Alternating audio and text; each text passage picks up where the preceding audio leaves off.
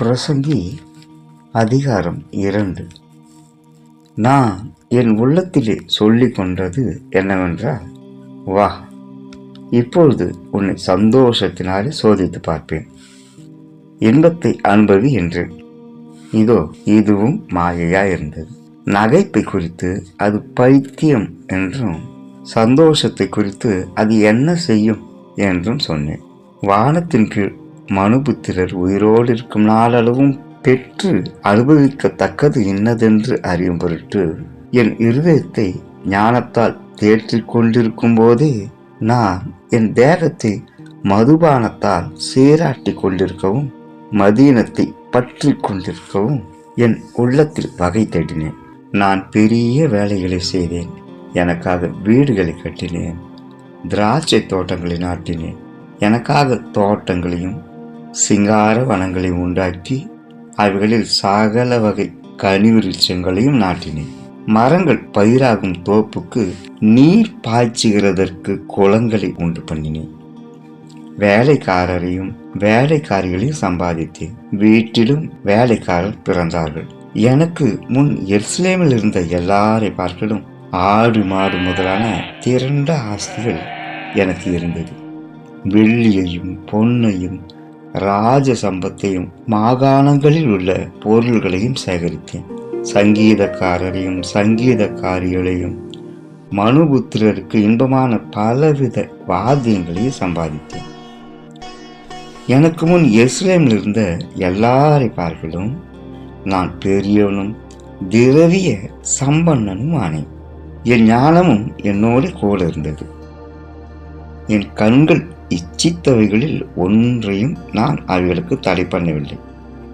என் இருதயத்துக்கு ஒரு சந்தோஷத்தையும் நான் வேண்டாம் என்று விளக்கவில்லை. நான் செய்த முயற்சிகளிலெல்லாம் என் மனம் மகிழ்ச்சி கொண்டிருந்தது. இதுவே என் பிரயாசங்கள் எல்லாவற்றினாலும் எனக்கு வந்த பலன். என் கைகள் செய்த சகல வேலைகளையும் நான் பட்ட எல்லா பிரயாசத்தையும் கண்ணோக்கி பார்த்தேன். இதோ எல்லாம் மாயையும் மனதுக்கு சஞ்சலமுமாய் இருந்தது. சூரியனுக்கு கீழே பலன் ஒன்றும் இல்லை. பின்பு நான் ஞானமானது என்ன என்றும் பைத்தியமும் மதீனமும் என்ன என்றும் பார்த்து அறியும்படி திரும்பினேன். ராஜாவுக்கு பின்வரும் மனுஷன் என்ன செய்யக்கூடும்? செய்ததையே செய்வான். இருளை பார்க்கலும் வெளிச்சம் எவ்வளவு உத்தமமும் அவ்வளவாய் மதீனத்தை பார்க்கலும் ஞானம் உத்தமம் என்று கண்டேன். ஞானின் கண்கள் அவன் முகத்தில் இருக்கிறது, மூடனோ இருளிலே நடக்கிறான். ஆயிலும் அவர்கள் எல்லாருக்கும் ஒரே விதமாய் சம்பவிக்கிறது என்று கண்டேன். மூடனுக்கு சம்பவிக்கிறது போல எனக்கும் சம்பவிக்கிறதே. அப்படி இருக்க நான் அதிக ஞானம் அடைந்ததினால் காரியம் என்ன என்று சிந்தித்தேன். இதுவும் மாயை என்று என் உள்ளத்தில் எண்ணினேன். மூடன் என்றாலும் ஞானி என்றாலும் என்றைக்கும் நினைவில் இருப்பதில்லை. இப்பொழுது இருக்கிறதெல்லாம் வருங்காலத்தில் மறக்கப்பட்டு போம். மூடன் எப்படி சாய்கிறானோ அப்படியே ஞானியும் சாய்கிறான். ஆகையால் இந்த ஜீவனை வெறுத்தேன். சூரியனுக்கு கீழே செய்யப்படும் கிரியையெல்லாம் எனக்கு விசனமாயிருந்தது. எல்லாம் மாயையும் மனதுக்கு சஞ்சலமுமாயிருக்கிறது. சூரியனுக்கு கீழே நான் பட்ட பிரயாசத்தை எல்லாம் வெறுத்தேன். எனக்கு பின்வரப் போகிறவனுக்கு அதை நான் வைத்து போக வேண்டியதாகுமே. அவன் புத்திமானாயிருப்பானோ மூடனாயிருப்பானோ அது யார் அறிவார்?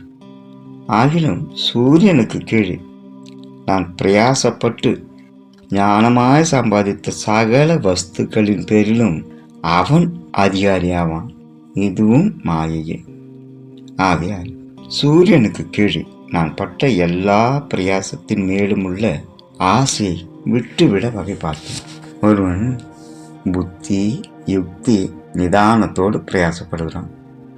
ஆகிலும் அப்படி பிரயாசப்படாதிருந்த வேறொருவனுக்கு அவன் அதை சொந்தமாக விட்டுவிட வேண்டியதாகும். இதுவும் மாயையும் பெரிய தீங்குமாய் இருக்கிறது. மனுஷன் சூரியனுக்கு கீழே படுகிற எல்லா பிரயாசத்தினாலும் அவனுடைய இருதயத்தின் எண்ணங்களினாலும் அவனுக்கு பலன் என்ன? அவன் நாட்கள் எல்லாம் அலுப்புள்ளது, அவன் வேலைகள் வருத்தம் உள்ளது, ராத்திரியிலும் அவன் மனதுக்கு இளைப்பாறுதல் இல்லை. இதுவும் மாயையே. மனுஷன் புசித்து குடித்து தன் பிரயாசத்தின் பலனை அனுபவிப்பதை பார்க்கிலும் அவனுக்கு ஒரு நன்மையும் இல்லை. இதுவும் தேவனுடைய கரத்திலிருந்து வருகிறது என்று நான் கண்டேன். என்னை பார்க்கிலும் சம்பிரமமாய் சாப்பிடத்தக்கவன் யார்? என்னை பார்க்கிலும் துரிதமாய் சம்பாதிக்கத்தக்கவன் யார்? தேவன் தமது பார்வைக்கு நல்லவனாயிருக்கிறவனுக்கு ஞானத்தையும் அறிவையும் இன்பத்தையும் அளிக்கிறார். பாவம் செய்கிறவனுக்கோ தமது பார்வைக்கு நல்லவனாயிருக்கிறவன் வசமாய் வைத்து விட்டு போகும் பொருட்டு சேர்த்து குவித்து வைக்கும் தொல்லையை அவர் நியமித்திருக்கிறார். இதுவும் மாயையும் மனதுக்கு சஞ்சலமுமாயிருக்கிறது.